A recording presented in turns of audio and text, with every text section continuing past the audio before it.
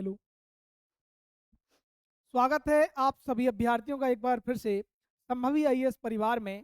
साथियों, मध्य प्रदेश लोक सेवा आयोग प्रारंभिक परीक्षा की हम यहाँ पर 10वीं यूनिट जिसका नाम है मध्य प्रदेश में जनजातियाँ डिस्कस कर रहे हैं, जिसमें हमने भील जनजाति, गौड़ जनजाति, कोल जनजाति को बड़े ही विस्तार के साथ देख लिया था।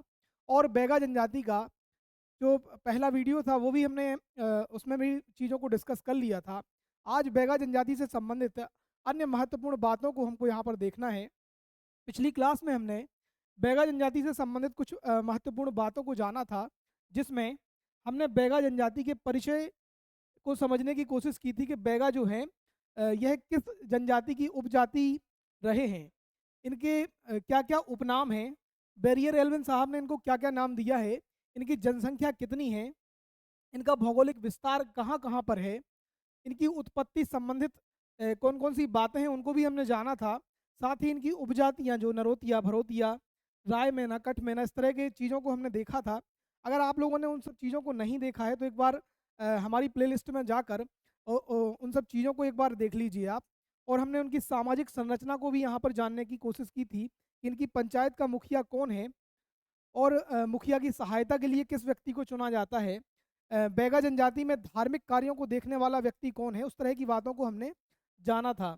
आज हमें जिन चीज़ों के बारे में डिस्कस करना है वो है बैगा जनजाति की जो सामाजिक परंपराएं हैं, जिनमें बैगा जनजाति के जो विवाह हैं, लमशेना विवाह है, पैठुल विवाह है, ठीक है, इस तरह के विवाहों के बारे में हमको जानना है। इसके अतिरिक्त जो जन्म से संबंधित कोई संस्कार है, जैसे शिशु जन्म से संबंधित कोई संस्कार है तो उसको जानने वाले हैं। मृत्यु से संबंधित अगर कोई संस्कार या प्रथा है तो उसको यहाँ पर हम देखने वाले हैं। और बैगा जनजाति के द्वारा किए जाने वाले जो महत्वपूर्ण नृत्य हैं, ठीक है, जैसे कर्मा नृत्य है, उसको यहाँ पर हम देखने वाले हैं। बैगा जनजाति के द्वारा जो की जाने वाली चित्रकला है उसको हम देखने वाले हैं। आपने नाम सुना होगा जोधैया बाई बैगा का, ठीक है, इस तरह की कुछ पर्सनालिटी भी यहाँ पर बैगा जनजाति में है। इसके अलावा कुछ अन्य व्यक्तित्व भी हैं, जैसे अर्जुन सिंह धुर्वे हैं तो जो परधोनी नृत्य करते हैं, तो नृत्य में देख लेंगे हम। और साथ ही कुछ अन्य व्यक्ति भी हैं, जैसे लहरी बाई का नाम सुना होगा, तो वो भी बैगा जनजाति से संबंधित हैं, जिनको मिलेट क्वीन ऑफ इंडिया के नाम से भी जाना जाता है। और अंततः आखिरी जो चीज़ बचती है वो है बैगा जनजाति का धार्मिक जीवन।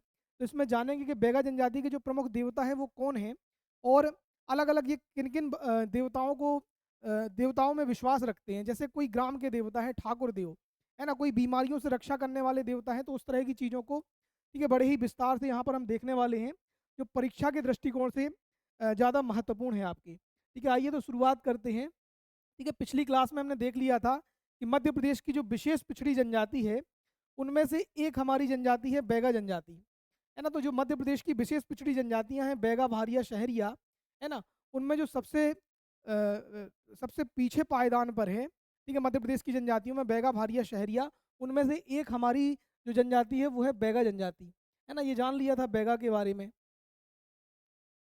ठीक है, इनकी जनसंख्या कितनी है, इनकी उपजातियां कौन सी हैं, तो ये सब चीज़ें अपन ने पिछले क्लास में ही देख ली थी। इनको क्या है, जंगल का राजा या प्रकृति पुत्र के नाम से भी जाना जाता है। और ये किस प्रजाति से संबंध रखती हैं, तो प्रोटो ऑस्ट्रेलाइड या द्रविड़ प्रजाति से इनका संबंध है। ठीक है, इनके उपनाम हमने जान लिए थे। ठीक है, जनसंख्या कितनी है वो सब चीज़ों को जान लिया था। ठीक है, आइए आप शुरुआत करते हैं आज यहाँ से। यहाँ तक हमने पढ़ लिया था इनके द्वारा जो अलग अलग जो भोजन किया जाता है उनको क्या क्या नाम से जाना जाता है। तो जो सुबह का भोजन है उसको बासी, और दोपहर को भोजन को पेज, और रात्रि के भोजन को ब्यारू या ब्यारी के नाम से जाना जाता है। इसी क्रम में हमको चीज़ें आगे देखना है। तो आज हमको बात करना है बैगा जनजाति की जो सामाजिक परंपराएं हैं, उनसे संबंधित जो महत्वपूर्ण बातें हैं, जो प्रारंभिक परीक्षा और, ठीक है, मुख्य परीक्षा के दृष्टिकोण से महत्वपूर्ण है। तो इसमें जो पहला जो संस्कार दिया हुआ है मृत्यु संस्कार। ठीक है, तो मृत्यु संस्कार में मुख्यतः यहाँ पर, ठीक है, दाह संस्कार को अपनाया जाता है इनके द्वारा। ठीक है, और मृत्यु के समय एक नहावल प्रथा है। ठीक है, नहावल प्रथा का संबंध कैसे है, तो इसका संबंध है मृत्यु संस्कार से। ठीक है, इसमें क्या किया जाता है, तो जो मृतक है उसकी स्मृति में, या जब जो अंतिम जो यात्रा निकलती है ना, मिट्टी निकलती है या अर्थी जब निकाली जाती है, तो नगाड़ा बजाए जाने की प्रथा है, जिसको कहा जाता है नहावल प्रथा।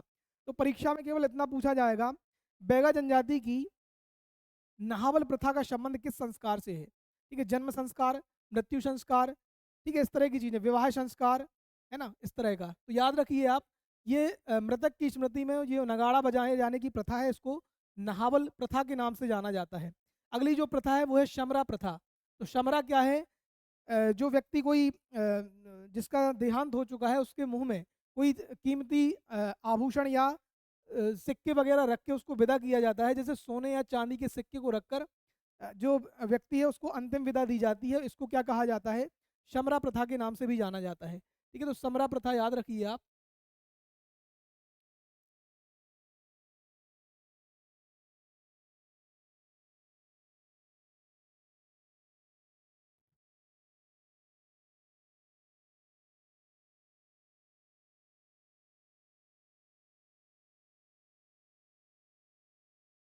ठीक है, अब हैं जो है बैगा जनजाति के प्रमुख उत्सव एवं त्योहार। ठीक है, तो बैगा जनजाति एक त्योहार मनाती है जिसका नाम है रश नवा।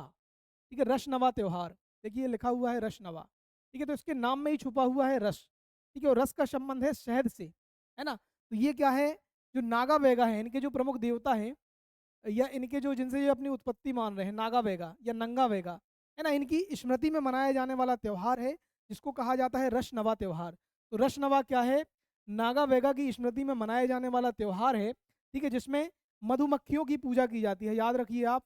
ठीक है, इस त्यौहार में 9वें दिन, ठीक है, मधुमक्खियों की पूजा की जाती है और यह नागा वेगा की स्मृति में मनाया जाने वाला त्यौहार है। इसको शहद पर्व के नाम से भी जाना जाता है। ठीक है, तो प्रारंभिक परीक्षा में पूछा जा सकता है जो रश्नवा त्योहार है वह मध्य प्रदेश की किस जनजाति के द्वारा मनाया जाता है? तो हमारी बैगा जनजाति के द्वारा मनाया जाता है ना। ये भी पूछ सकते हैं कि इनमें से कौन सा कथन गलत है बताइए, है ना। उनमें पूछ सकते हैं किसकी पूजा करते हैं वो। ठीक है, तो मधुमक्खियों की पूजा की जाती है और नंगा बैगा इनके जो आदि पुरुष हैं या उनकी स्मृति में मनाया जाने वाला प्रमुख त्यौहार है। इसको शहद पर्व के नाम से भी जाना जाता है।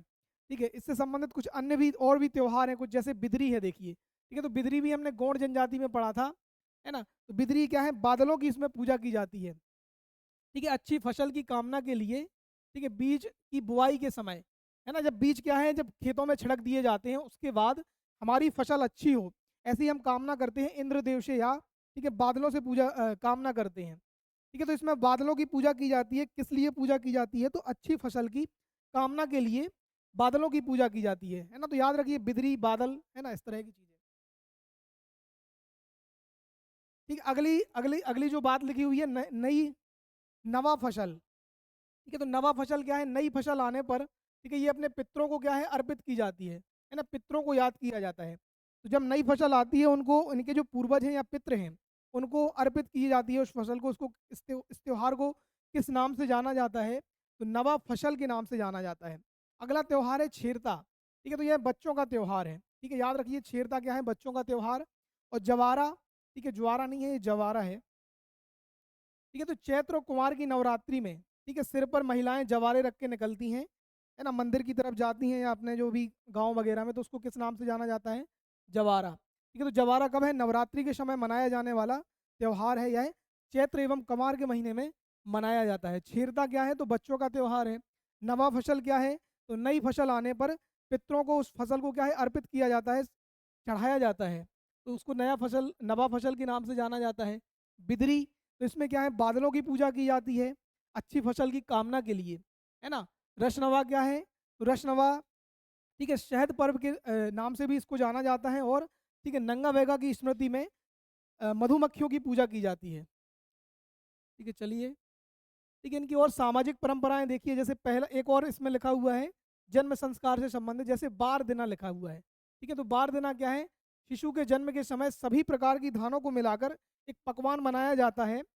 ठीक है, और जो घर परिवार के या जो समाज के लोग हैं उनको, ठीक है, खिलाया जाता है। तो सभी प्रकार की धानों को मिलाकर बनने वाला एक पकवान है। और इस परंपरा को किस नाम से जाना जाता है? तो बार दिना। ठीक है, जिस तरह की छठी पूजा वगैरह होती है शिशु जन्म के से संबंधित, वैसा ही है ये, है ना। तो बार दिना का संबंध किस संस्कार से है? तो वो है बच्चे के जन्म संस्कार से, है ना। और जितने भी तरह की धान है अलग अलग, है ना, उनको मिलाकर यहाँ पर जो समाज के लोग हैं या जो परिवार के लोग हैं उनको आपस में साथ में मिलकर खाते हैं, तो उसको बार दिना उत्सव या त्यौहार के नाम से जाना जाता है। ठीक है, अगला है, कुछ अगले हैं जो देखिए विवाह संस्कार।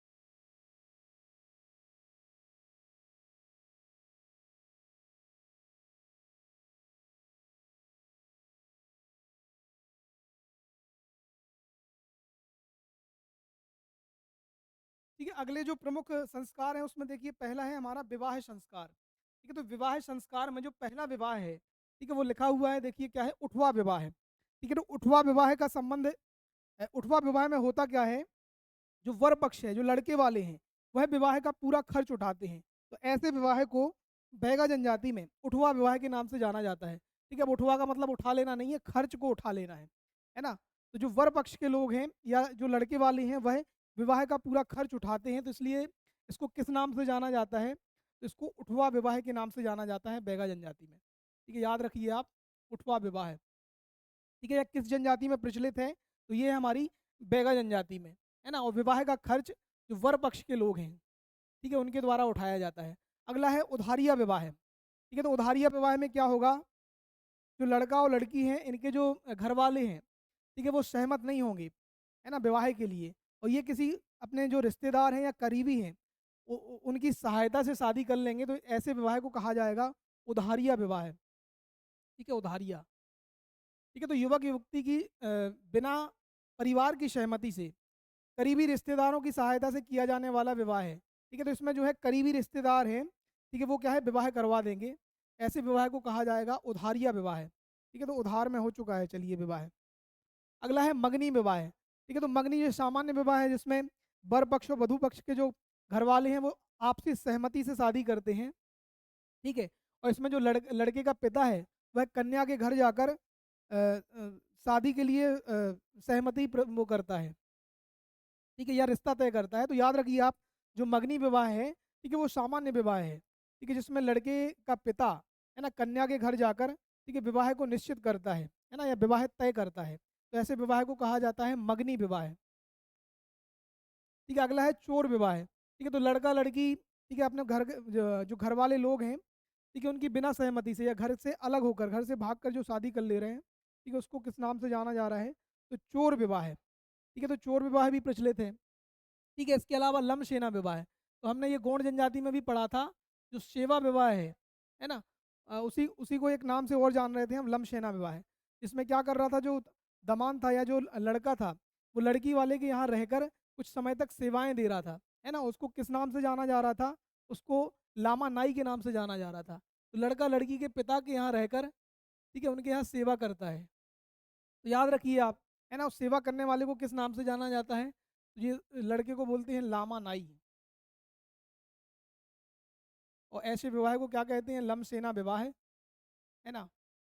ठीक है, इसमें जो लड़का होता है, ठीक है, कि वो हमारी लड़की के लायक है या नहीं है, ठीक है, इसकी जांच करने के लिए 3 महीने, 6 महीने, 3 साल, है ना, 2 साल लड़की के घर में रहेगा, है ना, वो सेवाएं देगा अपनी।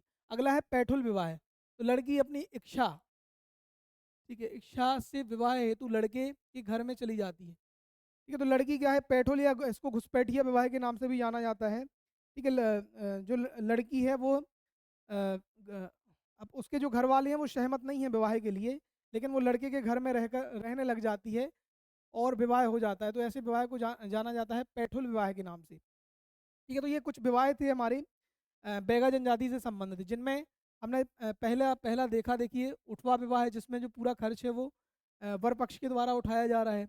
उधारिया विवाह है, तो इसमें किसी रिश्तेदार की मदद से शादी करा दी जा रही है। मंगनी विवाह ये सामान्य विवाह है, ठीक है, जिसमें लड़का जो है लड़की के यहाँ जाके रिश्ता तय कर रहा है। चोर विवाह है, जिसमें लड़के लड़की भाग कर शादी कर ले रहे हैं। अगला है लमशेना विवाह। ठीक है, तो इसमें जो लड़का है वो लड़की के यहाँ जाकर कुछ समय तक सेवाएं दे रहा है और उसको लामा नाई के नाम से जाना जा रहा था। ऐसे विवाह को लमसेना विवाह है। और पैठुल विवाह में जो लड़की है वो जबरदस्ती लड़के वाले के यहाँ रहने लग जा रही है, तो ऐसे विवाह को पैठुल विवाह या घुसपैठिया विवाह के नाम से भी जाना जाता है। ठीक है, अगला है बैगा जनजाति के प्रमुख नृत्य। ठीक है, तो इसमें जो सबसे प्रमुख नृत्य है वो है कर्मा, है ना, कर्मा। ठीक है, कर्मा को और किस नाम से जाना जाता है? तो इसको हमने गौड़ जनजाति में भी पढ़ा था। इसको लोक नृत्य का सम्राट भी कहते हैं, है ना। यह पहला ऐसा नृत्य है जिसको Guinness book of world record में शामिल किया गया था। ऐसा पहला लोक नृत्य है जिसको Guinness book of world record में शामिल किया गया था, है ना। और यह जो है महिला प्रधान नृत्य है। ठीक है, तो इसमें 2-3 बातें याद रख लो आप। ठीक है, गिनीज बुक में शामिल होने वाला, ठीक है, गिनीज बुक में शामिल होने वाला पहला नृत्य है ये। ठीक है, या किसके द्वारा इनकी जो प्रमुख वो है नृत्यकार हैं वो है महिलाएं, या महिला प्रधान नृत्य है।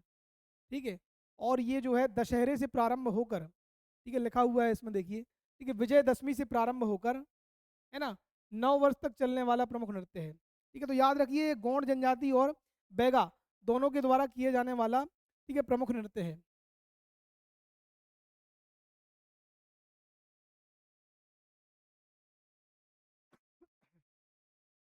ठीक है, अगला है बिल्मा।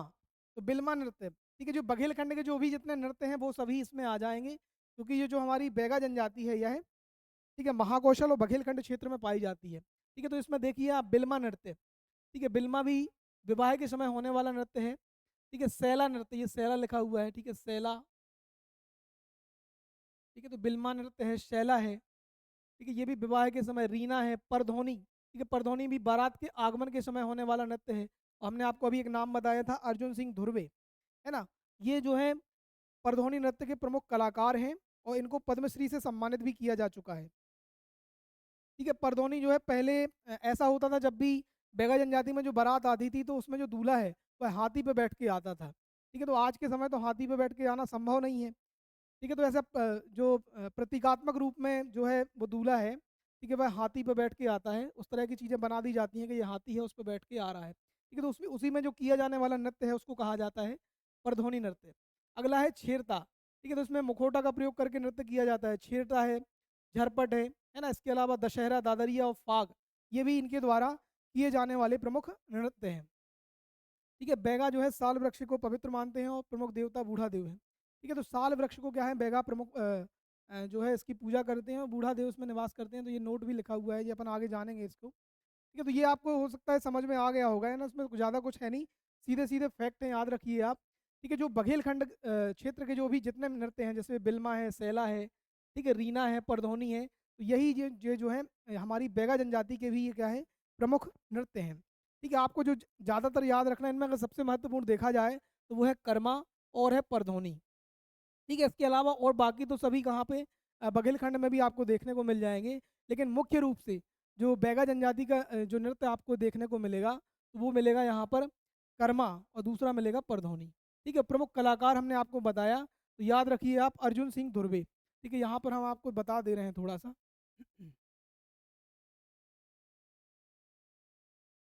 ठीक है, ये दिख रहे होंगे आपको, ये जो व्यक्ति हैं इन्हीं का नाम क्या है, अर्जुन सिंह धुर्वे, है ना, ये परधोनी नृत्य के प्रमुख कलाकार हैं, और पद्मश्री से इनको सम्मानित भी किया जा चुका है 2017 के आसपास। है ना, एक व्यक्तित्व और है इनकी, ठीक है, जिनका नाम है लहरी बाई, है ना, इनको मिलेट क्वीन ऑफ इंडिया के नाम से जाना जाता है, मोटे अनाज की रानी के नाम से भी जाना जाता है ना, इनका नाम क्या है, तो लहरी बाई है, और ये डिंडोरी जिले की रहने वाली हैं। इनका संबंध भी बैगा जनजाति से है ना, याद रखिए आप, ये भी इनका नाम क्या है, अर्जुन सिंह धुर्वे, ये भी बैगा जनजाति से संबंध रखते हैं, है ना, ये क्या क्या करते हैं, तो ये परधोनी नृत्य करते हैं।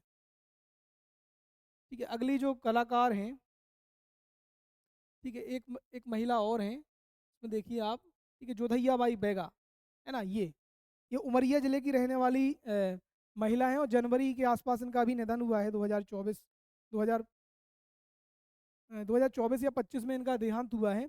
और इनका नाम क्या है, तो ये जोधैया बाई हैं। अब इनका चित्र आपको यहाँ पर दिख नहीं रहा होगा, है ना, तो याद रख लेना थोड़ा सा आप यहीं पे, है ना, जोधैया बाई बैगा हैं, है ना, उमरिया जिले की रहने वाली हैं, और ये क्या करती हैं, तो ये चित्रकार हैं बैगा जनजाति की, है ना, याद रखिए। ठीक है, अब इसी में अपन देखिए आगे बढ़ते हैं, और भी क्या बातें हैं, तो इनका जो धार्मिक जीवन, जो आखिरी पक्ष इनका बचा हुआ है, धार्मिक जीवन। ठीक है, तो जो बैगा जनजाति के प्रमुख देवता है उनका नाम क्या है, तो वो है बूढ़ा देव, है ना, बैगा जनजाति के जो प्रमुख देवता है उनका नाम क्या है, तो बूढ़ा देव है, और ये साल के वृक्ष में निवास करते हैं, है ना, साल के वृक्ष में रहते हैं, बैगा जनजाति के प्रमुख देवता हैं। ठीक है, एक बार अपन यहाँ पर एक तुलनात्मक अध्ययन देख ले रहे हैं। ठीक है, सभी जनजातियों के जो प्रमुख देवता हैं,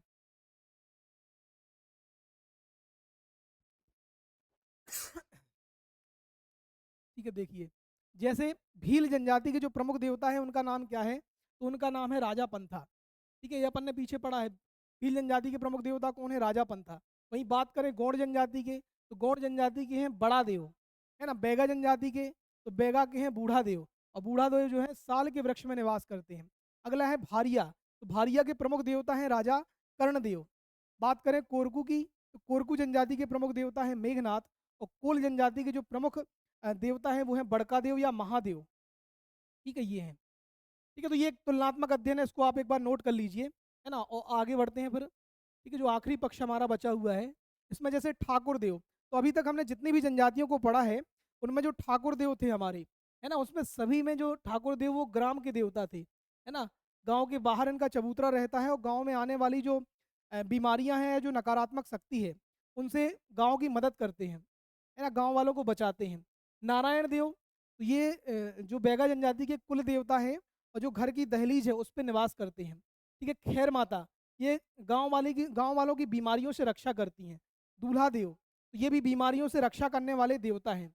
ठीक है, बंजारन देव या बंजारन माई, तो ये जंगल की देवी है ना, और जानवरों की भी रक्षा करती हैं, जानवरों की रक्षा करती हैं। और अगले जो अंतिम है वो है बागेश्वर देव, जो खेती के देवता हैं या जो फसल के देवता हैं, फसल को जो बचाते हैं। ठीक है, आखिरी जो पॉइंट है हमारा वो है चित्रकला, तो हमने पहले ही आपको यहाँ पर बता दिया है। ठीक है, बैगा जनजाति की जो प्रमुख चित्रकार हैं उनका नाम क्या है, तो वो है आपकी जोधैया बाई बैगा, है ना। और ये कहाँ की रहने वाली हैं, तो ये उमरिया जिले की रहने वाली हैं, है ना। अभी हाल ही में इनका क्या है देहांत हुआ है, तो इनके बारे में थोड़ा सा याद रखिए आप। ठीक है, और इनकी जो चित्रकला है, जो बैगा जनजाति की चित्रकला है, उसको नोह डोरा के नाम से भी जाना जाता है ना। जो जो गौड़ जनजाति नोह डोरा चित्रकला करती है, वही चित्रकला ये बैगा जनजाति भी करती है। इनके द्वारा जो बोली जाने वाली बोली है वह है गौड़ी बोली, है ना, क्योंकि गौड़ की ये क्या है उपजाति है। ठीक है, इनके द्वारा जो स्थानांतरित कृषि की जाती है उसको बेवार या पोंडू या पोंडा कृषि के नाम से जाना जाता है। तो याद रखिए आप, बेवार या पोंडा कृषि, इनके द्वारा जो की जाने वाली स्थानांतरित कृषि है उसको बेवार या पोंडा के नाम से जाना जाता है, या पोंडू। ठीक है, इनमें इनकी जो उपजाति है जैसे भरोतिया, वह आज भी जो है जमीन पर हल नहीं चलाती है ना। तो ये भी एक पॉइंट याद रख लेना, धरती को माँ मानते हैं और ये प्रकृति पुत्र स्वयं को बोलते हैं। तो यहाँ पर जो हमारी बैगा जनजाति है वो समाप्त होती है, और अगले वीडियो में हम जानेंगे मध्य प्रदेश की विशेष पिछड़ी जनजाति शहरिया जनजाति के बारे में। तो वीडियो को शेयर कीजिए, चैनल को सब्सक्राइब कीजिए। जुड़ने के लिए बहुत बहुत धन्यवाद। जय हिंद, जय भारत।